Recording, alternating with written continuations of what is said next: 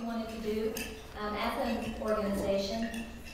One of our biggest goals was to promote the legacy of Laura Ingalls Wilder.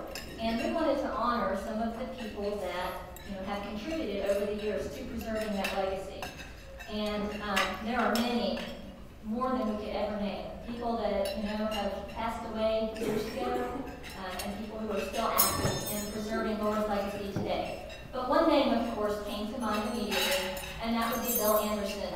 I think that he would probably be the first person that came to mind for many people. Like many of you, my first introduction to the real-life Ingalls family was through the books of William Anderson.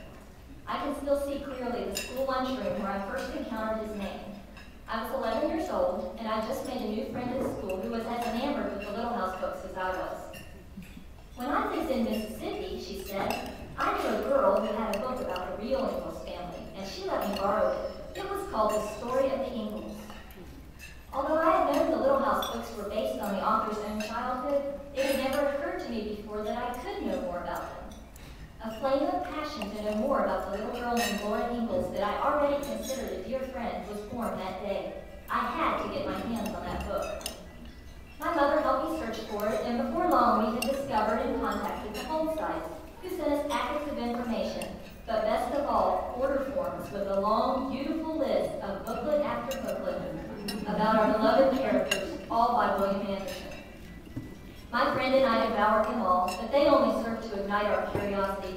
We had more questions than could be answered. But surely this William Anderson, who knew so much about Laura, could answer our questions. So we decided to write him. My mother warned us. He probably won't write back, she said. He's probably very busy. Don't be disappointed if you don't hear back from him. Oh no, we told her. He'll write back. Laura always wrote back to the children who wrote to her. And he really loves Laura. He'll write back too. And he did. Every time we wrote to him with more questions, he wrote back with answers. I'm sure he had a million things he could have been doing, but I've always greatly appreciated that he did not disappoint a couple of little girls in West Virginia, and who knows how many countless others through the years. We have a few more people who wanted to share some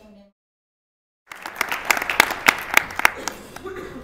Cheryl Harness, who is an artist and an illustrator, publisher of the Homestead newsletter, which started in 2002 as a one-off for Ingalls Homestead and just sort of kept going. And for those who don't know, it's a newsletter that encompasses all Laura Ingalls Wilder news, all her homesteads, and basically anything any of us in this room would be interested in reading. One day, I might have been on maybe the 4th issue. It comes out twice a year. The phone rang in my house. And because it's not Laura's time, I was able to know who was on the phone before I answered it. The caller ID said, William Anderson. So I picked up the phone. He was calling me for one reason. He had seen the Homesteader, and they had sent it to him. And he was just calling to tell me what a good job I had done, to compliment it and to say that he hoped that I continued it. And that's probably why I'm still doing it 8 years later. So, thank you. The China Shepherdess that is sold in Mansfield. She had a memory to share, but she wasn't able to make it here in time. She will be here tonight for those of you who'd like to meet her. So Sandra has agreed to read the memory that Cheryl wrote that she would like to have read today. Agreed under duress. You'll see why. Those of you who know Cheryl, just pretend. I am Cheryl, okay? Speaking in the first person for Cheryl. Sure, all through my childhood and well into my goofy teen years, I'd read and reread Mrs. Wilder's books. It might have occurred to some people that I knew all I needed to know about the people and places therein, but they would be wrong, mistaken, and or nuts.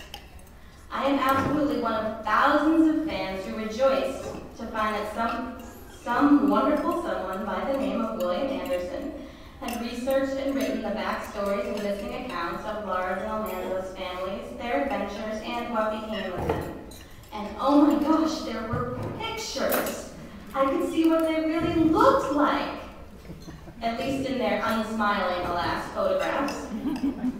What a big, fat treasure those little books were. Imagine how thrilled I was when years later, at one of Central Missouri State University's Children's Literature Festivals, I met the guy who wrote them, and oh baby, he was seriously cute. Again, Cheryl. She'll be here later. Even better, given my hefty appetite for validation in any form, was the fact that William Anderson himself had actually seen and admired my books. Woohoo! One less therapy session for Cheryl. Best of all, totally and truly, is that a fellow whose work had meant so much, had answered so many questions, has become a much valued colleague book-wise. Oh, I'm sorry, I said that wrong. Best of all, totally and truly, is that a fellow whose work has meant so much and answered so many questions has become a much valued colleague, book-wise. Happy I was, you betcha, when I got the opportunity to illustrate one of his books, Emma's For Mount Rushmore, a South Dakota alphabet book. Why? Because 1, D was for De Smet.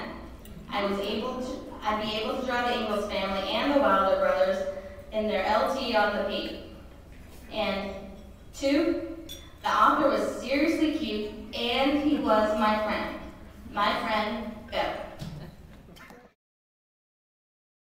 How much he knows about Laura. When I was preparing my comments for 1 o'clock here, I just had to slip this in. Talking about Wilder studies, you have to start with Bill Anderson. He's the guru. He has answered. I get on the phone, and every once in a while I ask him a question, because he's the first and last guy I go to when I want to find out what really happened with Laura Ingalls Wilder, and he always has the answer. Despite his erudition, he's a very modest fellow, just fun to talk to, he's very friendly, as you've already heard. I saw my picture up there a couple times. He also must keep a wonderful collection of photographs, or wherever they got them. But we were out there looking for Harvey Dunn's homestead one time, I remember, at one of these conferences.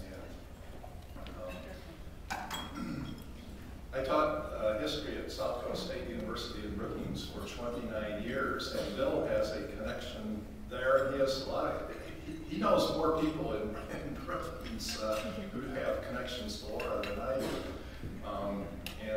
He got a master's degree there with what must have been one of the best master's theses ever written at SDSU and maybe in the United States, which turned then into 2 articles, which you may be familiar with, in South Dakota history, about the collaboration between Rose and Laura in writing those first couple of books. And he could have continued with that, but I don't know how long it would have taken him. I think the publishers would have liked him to have done it, but you know, there are so many more things that Bill could do.